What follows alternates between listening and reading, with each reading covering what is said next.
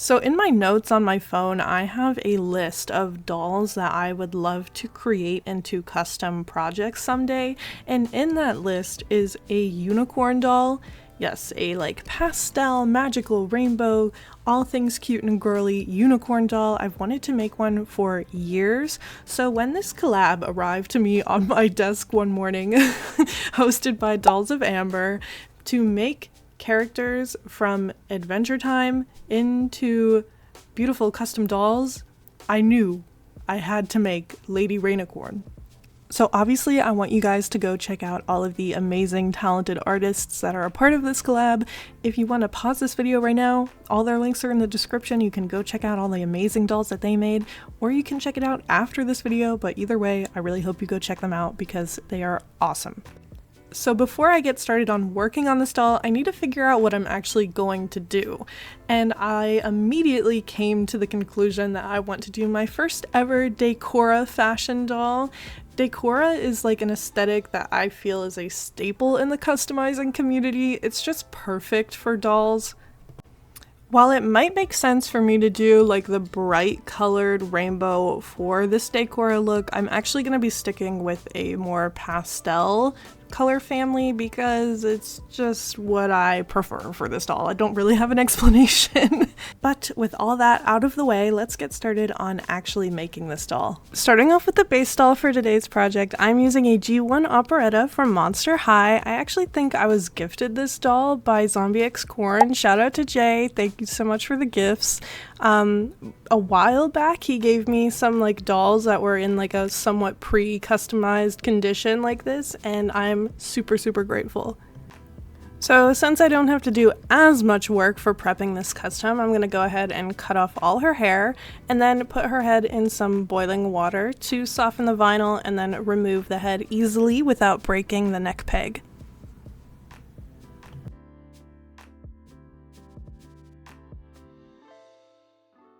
Then I'm going to take my needle nose pliers to remove all the excess glue and hair from the inside of the head.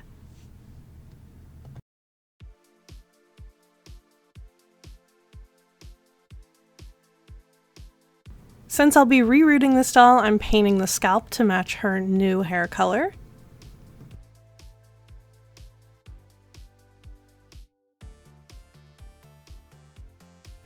I decided to take this doll with me to my boyfriend's house to work on the reroot there because I knew it would take me a long time, but here are all the colors that I used during this reroot process. Sorry I didn't film any of it. I do have other videos where I show that process though.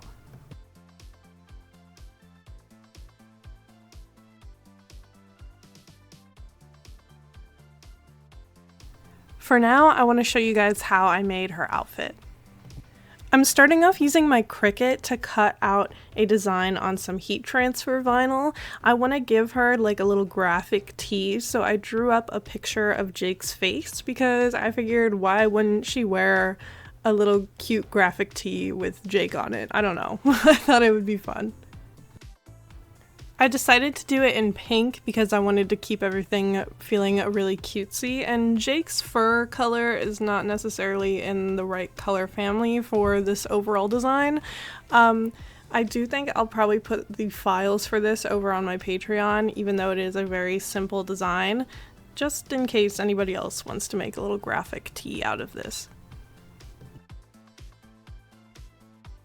I pulled out a bunch of fabric from my stock box of fabrics because I was sure that I would have something that I would be able to work with for this t-shirt, and I found this pink jersey-like fabric.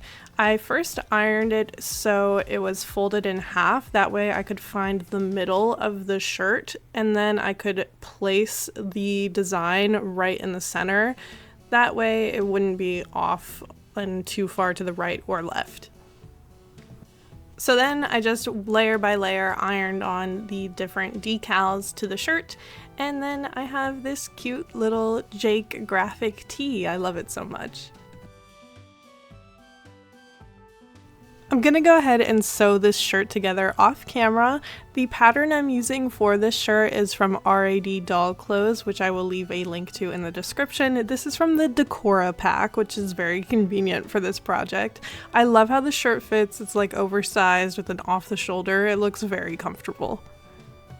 I want to start working on the skirt using this rainbow glitter tool that I bought, but first I want to use this rainbow fur to color match the blue shade in it with some blue cottons that I already have, because the blue cotton is going to be the waistband and I want everything to like cohesively match, so I wanted to figure out if the blue should be a cool tone or a warm tone. Now for this skirt, I'm using this glitter tool for the whole thing, hoping that it turns out okay, because usually tulle is like the underneath of a skirt. But here is how the base of the skirt turned out. I went a little crazy and added all kinds of ruffles and things on it, so hopefully it's not too overwhelming. Immediately though, I noticed that it's still too see-through, and I didn't really want to add another layer of tulle because I thought you wouldn't be able to see the rainbow colors as much and it would all start kind of blending together. So I made a little pair of shorts out of some glittery pink fabric that'll be used for a potential future project. If you're able to guess from just that little sneak peek, then very cool. Now moving on to the rainbow fur that I bought, I used this to make her a pair of fuzzy leg warmers, which I am obsessed with. However, I'm not done quite yet. I want to decorify them, if you will, so I bought a bunch of tiny nail art deco charms to fully customize these leg warmers. This part of the project was so much fun for me. I love bedazzling and decorating things with just like gluing a bunch of stuff on to wherever. So this is right up my alley. This ended up turning out way cuter than I expected, and I love that I was able to find some charms that like fit the vibe of Adventure Time. As you can see, the penguin is kind of giving like Gunther vibes. And here is how the finished product of the leggings turned out. I'm so in love with them. Honestly, I wish I had a pair for myself, even though I don't wear bright colors like at all, but I love them so much. Okay, I have to be honest, I kind of took a little cheesy route for the shoes this time. These are just Enid shoes from the Monster High X Wednesday collab. I thought they were the perfect Decora vibes, and plus they're not going to be seen at all because of the leg warmers, so yeah. I also decided to buy a bunch of bright colored and pastel seed beads so I could use these to make a bunch of candy, bracelets, and necklaces, and I figured I could use these for a lot of other doll projects because I do like to make the beaded necklaces and such. This was really fun though. Here I'm starting off by making like a little rainbow pastel necklace, and then I made, I think, another necklace and like 3 bracelets. So now I think we can finally get back to working on the doll's head and body. Starting off, here's what the finished reroot looks like. This is the longest hair I have ever done on a reroot. This beats Jenks in hair length. It's so long. Now, for the body, I know this won't really be seen too much, but I've wanted to do it for ages. So I don't know if you guys remember Monster High had these like Create-A-Monsters that came with like the temporary tattoos that you would like stick the faces on and all kinds of stuff. Well, I have a bunch of those, and I have these ones that I think came with the unicorn set. They might not have, I can't really remember, but I think the color palette is perfect for this doll, and I have been wanting to do this for so long. You guys have no idea. And now I'm finally making the excuse to stick these little temporary tattoos onto the dolls.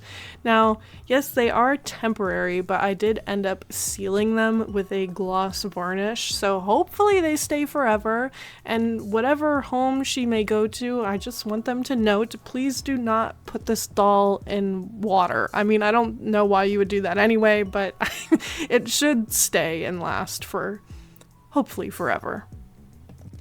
I ended up using a couple of these on her legs and arms. I'm super obsessed with how it turned out, and it just brings me back to the old Monster High days when you would put these on your Create-A-Monsters. So Operetta's doll has these engravings on her face and body. I initially was just going to cover them with clay, sand it, and then paint over that, but I decided to actually just paint over the engravings because, one, I thought it would look really magical and pretty, and I kind of just wanted to do it, and 2, because all of the engravings are like musical themed, and Lady Rainicorn plays the violin, so music is obviously something that's important to both of these characters, so I figured why not just leave it. I really like how it turns out. It might not necessarily align with like Decora vibes because it kind of looks like she's got a face tattoo in the end, but you know, I love it. I'm happy with it, so I'm not going to change it. So I've done a face up on Operetta one time prior to this, and it was kind of like ages ago now, it feels like, and that was like a cotton candy theme, so I guess I'm sticking to the very bright pastel color scheme with this one as well. I just wanted to note that I really love Operetta's face mold. She has a gorgeous, gorgeous face sculpt, and I would love to work with her more. I think it just would make it tricky if I wanted to cover up the engravings or not with some of the faces, so I feel like that's why she's not seen as often when I look at custom dolls. It's very uncommon for me to see a customized Operetta that's not changing her into a different character. So this is just my PSA to say customize an Operetta at least once. I don't know. She's got a gorgeous face mold. The makeup look that I want to do for this doll is somewhat similar to how I've done the Gyaru face-ups in the past. I want the makeup to be really cutesy, kawaii-like, and I'm not using any black acrylic paint on this face-up because I didn't want it to be too contrasting. I've done this in the past on a couple faces, so I'm using a dark purple on the eyelashes and the pupils. I'm painting her actual lower lash line in a pink acrylic paint, and then I'm painting like the fake drawn on lower lash line and eyelashes with the same dark purple. Because I'm using acrylic paint for this face up, it's a little harder to blend colors seamlessly together, but I'm trying my best for her eyeshadow to do a blended rainbow pastel look on the lid. Obviously, the yellow to blue is quite a harsh line. I wouldn't really consider it blended at all, but when I paint the lashes, her upper lashes over top of this, it kind of hides it a little bit, so that's helpful. I'm trying to paint a very thin line for her eye crease using the dark purple acrylic paint. Now for the trickiest part, being her eyelashes, I like to paint a subtle curve or slope coming out from the upper lash line and then make it thicker at the bottom and try to keep it as thin and pointy as possible at the ends. Her lipstick I am using a pastel purple for and then lined in a darker purple using a little like metallic purple paint that I have. I mixed that with both colors. For her eyebrows, I'm using this light brown because I wanted them to be slightly darker than her blonde hair color, so that's my explanation for why they're this light brown. I have this color shifting glitter paint that I like to use for my face up, so I'm just adding that over all of the eyeshadow so there's a little extra shimmer. For her eyes, I'm filling in the entire circle with this dark purple, and then I'm going to paint over top of this to add all the dimensions and different colors in the eyes. I'm using the tiniest brush that I have to try and clean up the edge as much as possible and make it look like a clean, perfect circle. That way I don't have to go over with any more white acrylic paint and fix up the line work. Lady Rainicorn doesn't have like a canon eye color, so I'm just using my creative freedom to give her some blue sparkly eyes. I wanted her to feel like 90s anime magical girl kind of vibes, so that's where these eye shines come in.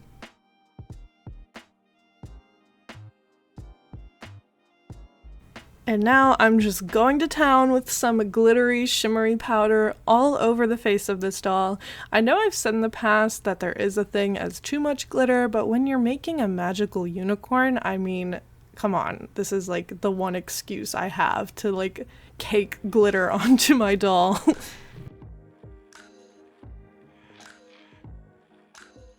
To really make the eyes pop, I'm finishing them off with a satin varnish. That way it's not overly glossy, but then I'm using the gloss varnish for the lips.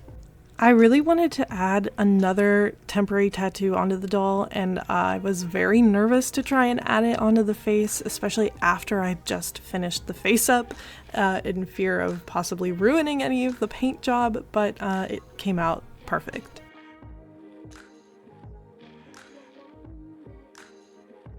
So then I moved on to painting all the engraved parts of her face in pastel colors, adding some glitter over top of them. As you can see here, I gave her the unicorn horn from the Create a Monster unicorn set, and I'm gonna add a few more accessories, but with that, she's done.